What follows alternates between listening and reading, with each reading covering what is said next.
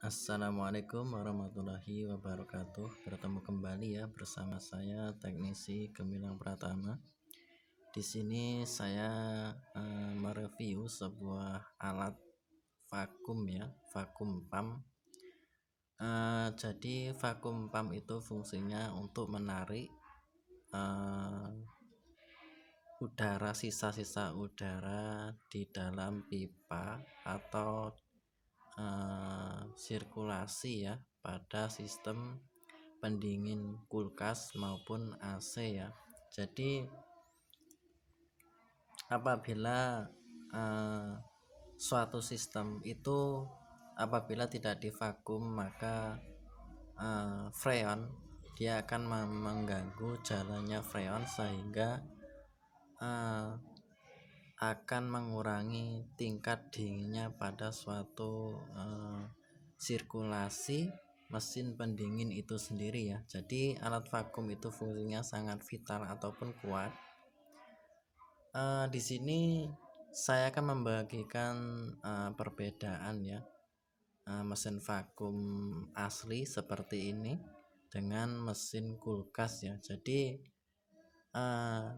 di keduanya itu memang mempunyai kemiripan dalam fungsi ataupun sama-sama bisa difungsikan ya. Tetapi perbedaannya apabila mesin vakum terbuat dari mesin kulkas itu tingkat sedotannya tidak sekuat mesin vakum seperti ini ya. Apabila mesin kulkas itu biasanya apabila digunakan untuk mesin vakum, dia sedotannya tuh perlahan tetapi tidak ada kejutan ya. Jadi dia hanya menyedot perlahan terus tidak ada kejutan. Apabila mesin vakum asli seperti ini, dia selain menyedot secara perlahan, tapi dibalik dia menyedotnya itu dia ada kejutan ya dari sini. Jadi itu dia menyedot sekaligus ada kejutan. Jadi tingkat vakumnya udara tuh tetap menang yang seperti ini ya. Jadi itu perbedaannya. Memang di keduanya mempunyai kelebihan dan kekurangan ya. Apabila kekurangan mesin vakum seperti ini yaitu harganya mahal ya, terus dia membutuhkan suatu perawatan yaitu di dalamnya terdapat oli. Itu fungsinya oli ini untuk mendinginkan vakum pump di dalam sini ya, seperti itu. Apabila mesin kulkas itu bebas perawatan ya, dia tidak harus mempunyai perawatan khusus. Kelebihan terus dari segi harga pun lebih ringan ditimbang yang mesin vakum seperti ini ya. Terus untuk cara merawatnya mesin vakum seperti ini yaitu tidak terlalu sulit ya. Kita lihat saja, misalnya kita sering menggunakan, biasanya di sini olinya akan tampak keruh ya. Jadi apabila oli yang sudah keruh itu harus kita ganti ya. Apabila tidak diganti, maka cukup kita keluarkan dulu olinya, terus kita taruh di suatu wadah ya, terus tunggu sehari semalam sampai olinya tuh terlihat jernih kembali ya. Setelah sudah jernih baru kita masukkan kembali ke mesin vakum seperti ini ya.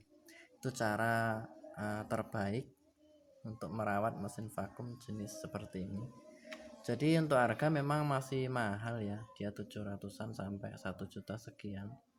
Cuman kalau untuk bagi saya itu lebih bagus ya. Jadi lebih bagus menggunakan mesin vakum yang seperti ini ya. Sebab apabila udara dia terjebak di dalam sistem sirkulasi pendingin kulkas, apabila dia lambat laun bercampur dengan freon, maka udara itu bisa menjadi suatu uap air ya. Apabila sudah menjadi uap air, maka akan mengalami gangguan ataupun bisa terjadi yang namanya nyumbat ya, seperti itu. Ini mesin vakumnya masih baru ya, mereknya vakum pump Orion. Untuk speknya yaitu ini ya.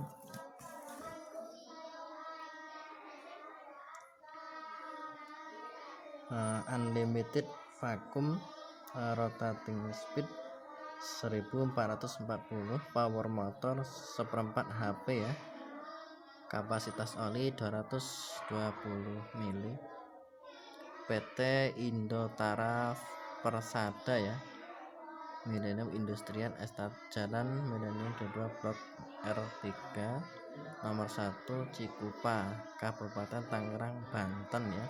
Jadi vakum pump Orion seperti ini pabriknya di daerah Banten ya, seperti itu.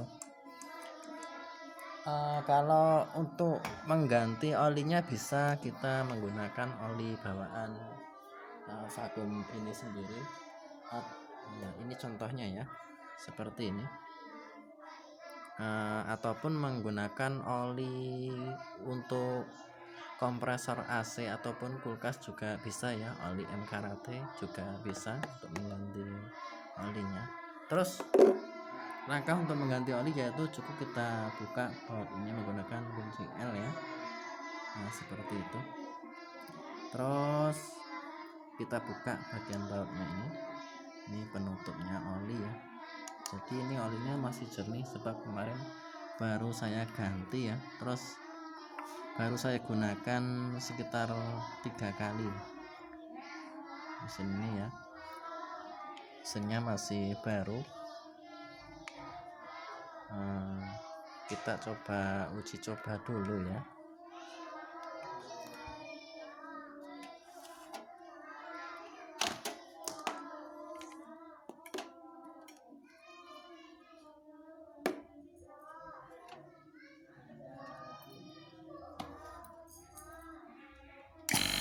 Nah, ini perbedaannya begitu kuat ya tingkat sedotannya.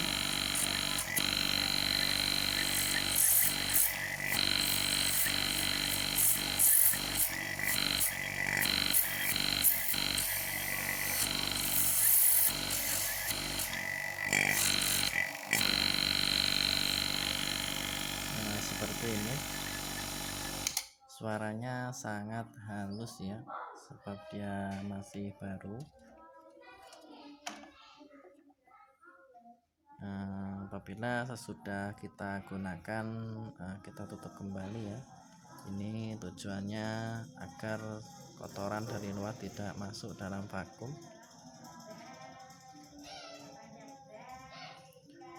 Jadi untuk ukuran mesin vakum itu tidak ada batasannya ya. Jadi semakin besar kapasitas mesin vakum itu, maka semakin baik pula hasilnya dan tingkat pemvakumannya tidak terlalu lama ya.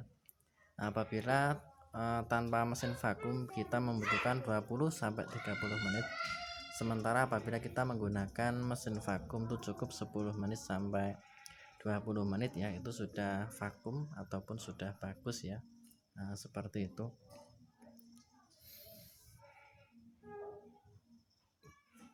Terus sebelum kita mengisi freon ke dalam suatu sistem pendingin, yaitu sebelumnya setelah mesin AC ataupun kulkas setelah divakum ya, jadi di pipanya itu kita masukkan dulu cairan metil ya sedikit. Itu tujuannya untuk membantu jalannya sirkulasi freon supaya tidak terjadi yang namanya nyumbat ya.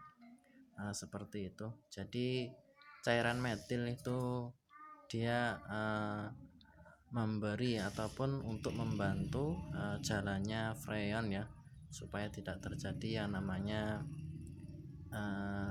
mampet ataupun nyumbat di saat kita melakukan pengisian freon ya, seperti itu.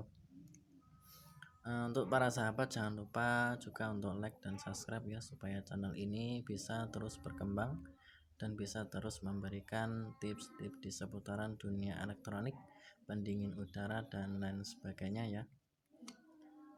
Sekian dan terima kasih, dan apabila ada yang perlu kalian tanyakan, silahkan tinggalkan di kolom komentar saya ya.